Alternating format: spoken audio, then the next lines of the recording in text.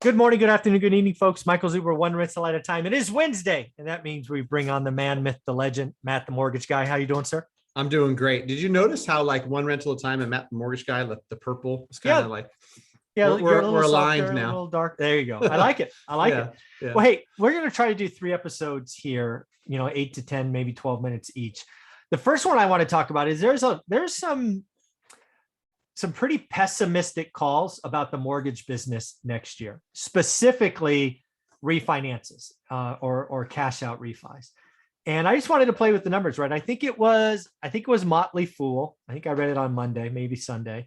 Talked about the mortgage extraction business could be down 30% next year. That's a big number. Well, you know what's even bigger number is Hmm. I saw a week or two ago mortgage refinances like forecasted to be down 62% next year. Oh, there you go. Right. So I Yeah. wanted I wanted to talk about all of that because again, I've been doing this 20 years. I'm mainly a purchase, right? I do purchase money loans. I have done some refis because I'm locking in 30-year debt right now. Um, but yeah, I mean, if we look at if you look at your production now, again, it's mainly California. Now you're nationwide, so this could be a little skewed. What percent of your loans the last year or so we're getting equity out? Was it like half or 30% or Probably. I mean, rates were so low right? that it made sense for like everyone to refinance. Of course. Yep. And I think that like probably 2020 when we first saw, Mhm. March, April, and we saw rates go down, everyone's like, oh my gosh, I can save $300. It Right. cost me this, I'm saving 300. And they kind of rushed to do that. Like an interesting thing about my business, when I look back on the last 18 months, Mhm. is I've had so many people say, Matt, is this kind of weird? Like I just refinanced 13 months ago and I want to do it again. I said, not necessarily, because I think people who are, some people pay more attention to their finances than others. And Mhm. people that were paying attention right away were like, rates low, makes sense, refinance. Then they saw a humongous equity spike and they said, Right. well, wait, why the heck am I paying credit card debt? Why the heck am I, carrying this $50,000 in debt when I can pull that equity from my house, get it all paid off, and wrap it all into a mortgage that's 3% or sub 3% for a Yeah, lot of sub folks. 3% for a Yeah. lot. Yeah. And Yeah, because and so that's where I'm going is that I think there's a lot of that. And I don't know what the number is. I couldn't find it anywhere. At least I couldn't find it in a quick Google search. But right. let's just say it was $1 billion. And I'm just making that number up. There's $1 billion in equity extraction in the last 12 to 15 months. I think it's fair to say that rates go up. We've talked about it. If you like it, lock it, all of those things. I think rates go up from here for another year or so. A lot less people are going to look at the numbers and go, hey, I could do this or that. And where I'm really going, this is the next step. Because at some point, a lot of people are stupid with money, just dumb. They do all this thing, they do a cash out, they pay off their credit cards, they do this, do that. They're clean, but then they get stupid again. And then they charge again because they can't. And what I'm seeing is there's going to be a lot less money sloshing around next year for boats and second homes and new cars. And I guess where I'm going is if there's less cash, the economy slows down a little. Does that make Maybe it sense? does. Yeah, because I think that there's certainly been like this strange phenomenon where you're like, things are supposed to be bad right now, and people are talking, but like money seems plentiful. Everybody seems happy. The economy is churning, right? Yeah. And as it relates to mortgage, I think you're right that things will slow down. Rates going up will have a little bit of an impact where somebody says, I'm not going to do a cash out refinance if it means 3.75 when I'm currently in a 3%. Doesn't make a lot of sense. Right? Yeah. I think there's going to be a lot of people that are locked in that just the mental, hey, I got a 2.875. I'm not going to 4 or 3. Right. And like they'll get advice from me where if they say, hey, should I do a cash out and pay off $30,000 in debt? Probably not when you're taking that whole $400,000 balance and paying an extra 1%. Yeah, it doesn't make sense. Don't do that. Right. Yeah. And so, yeah, people have rode this wave. And it might have been rate and term refinance, save $300 a month. And then rates continue to trickle down. And it's like, hey, now we can pull 40,000 out, pay off debt, keep your rate the same, or even go lower. And like that was a fun wave to ride. And I think I probably, without looking at stats, can say, the conversations around both rate and term refinance and cash out refinance are slowing down. But I think, whatever the number is in the trillions, in tappable equity, Yeah. there is still a lot of meat on the bone. And anything I've seen that compares 2021 or 2020 to 05, 06, one, they were going up to 100%. Some loans were above 100%. Crazy ratios. And so now, like, your average loan to value, much lower. Yes. And the good news, I think, is everything I've seen, not everything, majority of what I've seen is responsible borrowing, right? Yes. Like, there's always going to be people that do silly stuff, but there certainly isn't, boats and motorhomes and the stuff that went on back then, where it was just like money printer, take it, buy it on something that's a depreciating asset and whatnot. I'm seeing more and more like smart people say, you know what?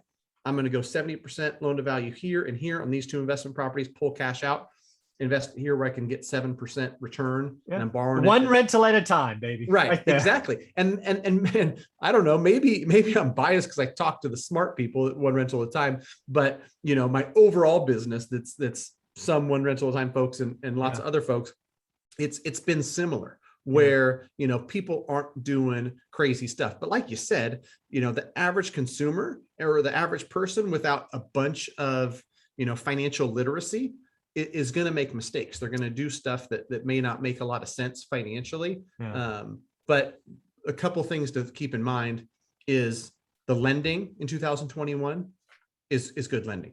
30-year fixed rate where you can't go above 80% loan to value. That's in folks' best interest. I really like that. If we went to 90%, it would create a lot more business for me because people would do it, and I'm glad we can't. Yeah. Since we're working a little tease or a left turn here into this episode, you were doing business in 18, right? The reason I'm bringing 18 up is because it's pretty well known in the real estate game. The Fed got a little aggressive with rates and they moved too quick, too fast, too high.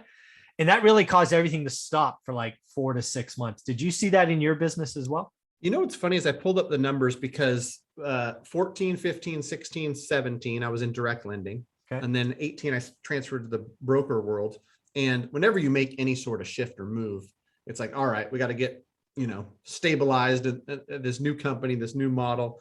I did see a little bit of a dip the end of 18, but not as much as you would think. I think that, there's less purchases going on. And so, in business is a little bit cyclical, but then, 19 started off strong. And then, so I didn't see a huge downtick, but that's hard, right? Because, people that are in growth mode and growing, I can kind of grow through any sort of like, market slowdown. Yeah. The reason I had this is because Anna Kelly, who I speak with on Wednesdays as well, we had one of our videos. I don't think it's out yet.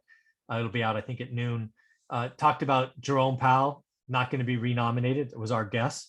Yeah. And they're going to bring somebody else in, and that new person's going to take rates up. We both guessed by 0.5% first time.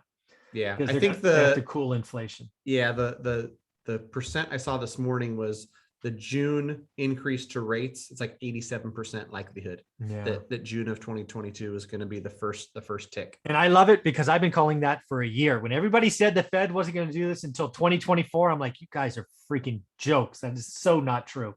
Watch the summer of 2021 or 2022, and here we are. So I feel pretty good about that call. Yeah, you got to get an editor that can go back and pull those. What date did I say that? Right. Yeah. You see Gary Vee doing a lot of that stuff where he's just like, look what I said in 2018. Look what I said. Oh, I should do that. Yeah. Zuber's got to get some of that where it's just like, I said this in 19 and 20 and look at where we are. Yeah. So in the end, folks, this first episode with Matt, the couple of things I want to talk to him about is I do think rates go up. I think it probably hits equity extraction first, because I think a lot of borrowers will get like mental, like Tetris, like I'm at 2.8. I'm not going to 3.9. Which is going to slow. I think it's going to be less cash sloshing in the system, which will slow down the economy. I just think it's that simple. And again, if rates move too fast, we could repeat the end of 18, which I talked to a lot of agents across the country. Their world just stopped for like 3 months. And then people kind of started working it out. So we got to watch rates. So Matt, how can people find you and reach out to you? Me and my team are more than happy to help. No matter where you're at in the country, go to greatmortgagebroker.com, quick little 6 questions. Someone will reach out to you within 24 hours. I know that we're trying to dial that lead intake in. So it's probably going to be within an hour. Someone will reach out to you, find out where you are, what you're looking to do, how we can help, and proceed accordingly. Yeah, greatmortgagebroker.com. If you're in my course, one of my followers, you need to reach out, ask questions. He is amazing. Everybody has just wonderful things to say about Matt and his team. So do yourself a favor, answer those 6 questions, see if he can help. Right. Yeah. And if you have, questions about mortgage, give Matt, the mortgage guy on YouTube, a follow. Go to my channel and search, how do escrow accounts work? How does buying points work? I've made 500 plus videos. And so that's a good way. And a lot of people that just have questions, join Monday night at 6 p.m. Pacific Standard Time, live Q&A where I'm answering. I'm still at a point where 50, 60 people live, I can answer every single question. I try to answer every single one. Eventually it might get to the point where it's too busy for every single question, but I've also in talks right now. We're going to have one of these live Q&As. I'm going to bring on a team lead from an underwriting department at a major lender, and other folks have asked for different people. We've had appraisers on and whatnot. So trying to get as much mortgage education out there as possible. Very cool. Yeah. Follow him on YouTube. Thanks, buddy. Thanks.